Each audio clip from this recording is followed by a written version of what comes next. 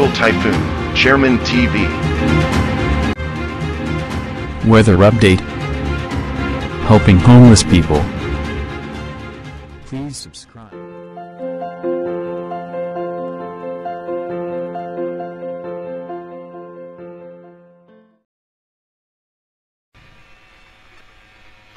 Magandang umaga po. Ito po ang latest update ngayong araw, January 17, 2024. Patuloy nga pong nakakaapekto sa may parte ng Mindanao ang shear line at patuloy na lumalakas ang ating amihan. Asahan nga po natin sa Mindanao yung shear line, kaya may mga chance po tayo makaranas dyan ng mga cloudy sky with scattered rain shower and thunderstorm. Dito naman sa may parte ng Cordillera, Cagayan Valley, Aurora, Quezon, Marinduque, Oriental Mindoro, Camarines Norte, Metro Manila, asahan po natin na maapektuhan po tayo ng northeast monsoon. At tayo naman sa ating advanced weather forecast ng European Center, wala pa rin po tayong nakikita o anumang posibleng bagyo na mabubuo na makakaapekto sa ating bansa. Ito po good news. At asahan pa rin po natin yung shear line ay magdudulot po yan ng pagulan sa ilang bahagi ng ating bansa. Dumako muna tayo sa ating rain map animation kung saan nga yung posibleng mga lugar na makakaranas ng pagulan. Mamaya nga po tuloy-tuloy tayo. Pagdating nga ng alas 9 ng umaga, mapapansin nga natin may mga tsansa ng pagulan sa may parte ng Mindanao, at pagdating na alas 11 ng umaga, magiging makulimlim ang kaulapan ng parte ng Metro Manila, dito po sa may Mindoro Provinces, northern portion ng Palawan, at dito po sa may halos malaking bahagi ng Mindanao, magkakaroon ng mga tsansa ng pagulan. Pagdating naman po ng alauna hanggang alas 3 ng hapon, tuloy-tuloy pa rin po yung tsansa ng pagulan sa may parte ng Mindanao, at makulimlim na kaulapan sa may parte pa rin ng Metro Manila, Mindoro Provinces, at dito nga po sa may parte ng Palawan.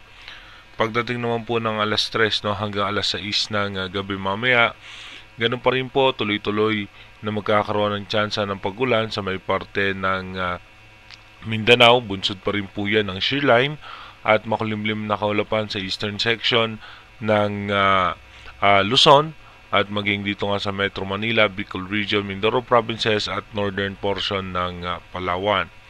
Pagdating naman ng alas 6 hanggang alas 10 ng gabi mamaya, tuloy-tuloy pa rin na may mga tsansa ng pagulan sa may Mindanao.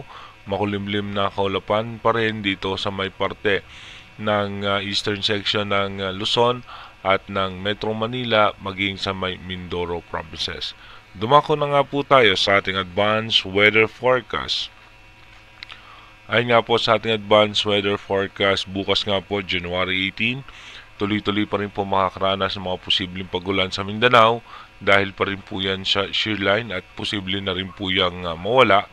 At pagdating ng January 19, dito po mapapansin natin yung northeast monsoon ay posibleng umabot po yan hanggang sa Mindanao, dahil nga po sa meron tayong high pressure area ng Miral dito nga po sa may parte ng Japan.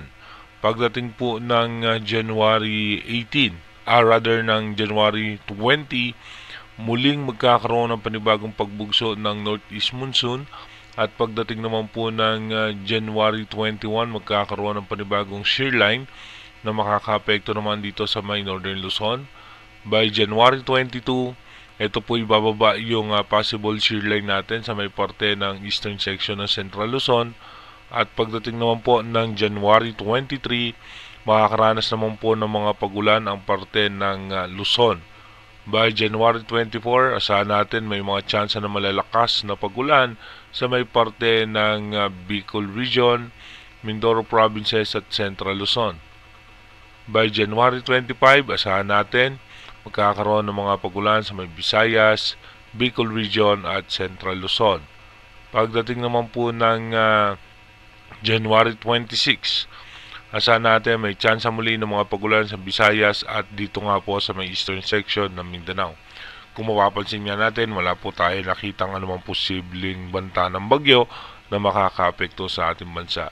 Manatili pa rin po tayo mag-ingat dahil nga po sa mga posibleng pag-ulan, bunsod nga nung shear line. Inuulit ko po, yung ating advanced weather forecast is possible scenario pa lamang po yan. Malaki pa rin po ang posibilidad na magbago yan. Kaya manatili tayong tumutok sa ating advanced weather forecast para malaman natin yung mga posibleng sama ng panahon na makakaapekto sa ating bansa. Mag-iingat po tayo palagi. God bless po.